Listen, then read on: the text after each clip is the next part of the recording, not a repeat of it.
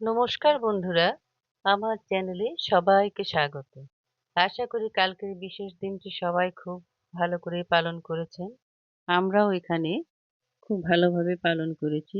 আজ আমি চলে এসেছি জিওল মাছের রেসিপি নিয়ে। এটা হচ্ছে মাগুর মাছ। মাছটাকে আমি নুন দিয়ে এভাবে রেখেছি। এবার মাছটাকে কেটে ভালো করে ধুয়ে নিয়েছি। দেখুন, মাছটাকে ধুয়ে রেখেছি। এবার এতে আমি হলুদ ও নুন মাখিয়ে নিচ্ছি। ভালো করে হলুদ নুন মাখিয়ে নিলাম। এবার কড়াইতে তেল দিয়ে দিচ্ছি। মাছগুলোকে একে একে ভেজে নেব। ২-৩ ভাগে আমি মাছগুলোকে এভাবে ভেজে নেব। দেখুন, আয়রন সমৃদ্ধ প্রচুর প্রোটিনযুক্ত এই মাছ অসুস্থ বা দুর্বল ব্যক্তির জন্য বিশেষ করে প্রসিদ্ধ। আমাদের এখানে যেমন কারো শরীর খারাপ হলে বা বেশি অসুস্থ হলে এই মাছের ঝোল খেতে দিলে শরীর সুস্থ হয়ে যায়। তাই আমরা এটাই জানি। যেমনি সুস্বাদু এই মাছের ঝোল, তেমনি এর খাদ্যগুণ। আর আমি মনে করি এই মাছ সকলের জন্যই উত্তম। বিশেষ করে বয়স্ক ব্যক্তি, শিশুদের জন্য তো উত্তম আহার। দেখুন, এভাবে আমার মাছগুলো ভাজা হয়ে গেল। এতে আমি একটা আলু দেবো, এভাবে কেটে নিয়েছি। আর এটা হচ্ছে আদা বাটা। আদা বাটা ছাড়া তো এই ঝোলটা হবেই না।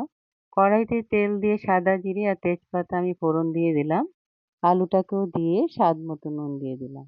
এবার আমি এটাকে একটু ভেজে নিচ্ছি। এদিকে একটা মশলার মিশ্রণ তৈরি করছি। হলুদ গুঁড়ো, জিরে গুঁড়ো আর লঙ্কা গুঁড়ো দিয়ে মিশ্রণটা তৈরি করে রাখলাম।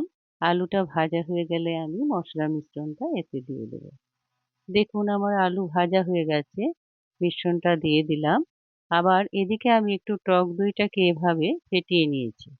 ঝোলটা দেখুন মশলা দিয়ে আমি কষিয়ে নিচ্ছি। এবার এতে আমি আদা বাটাটা দিয়ে দিলাম। আদা বাটা ছাড়া তো এই মাছের ঝোল হবেই না। এবার টক দইটাও দিয়ে দিলাম।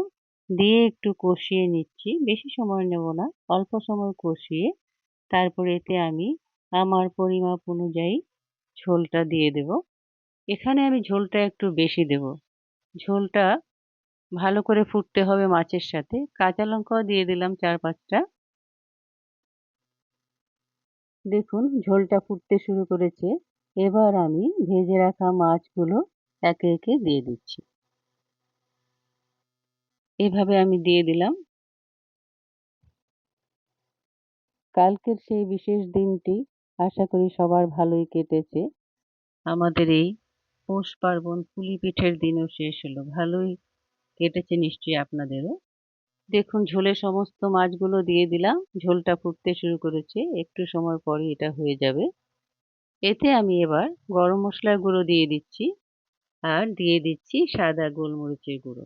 গোলমরিচের গুঁড়ো আর আদা ছাড়া এই মাছের ঝোল ভালোই লাগে না আমার মনে হয়। তাই বললাম। দেখুন, ভালো করে ফুটে উঠেছে আর মাছের ঝোলটাও আমার তৈরি হয়ে গেছে।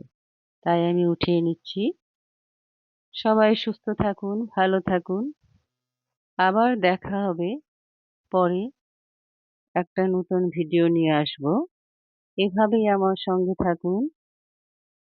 সবার কুশল মঙ্গল কামনা করছি। ধন্যবাদ।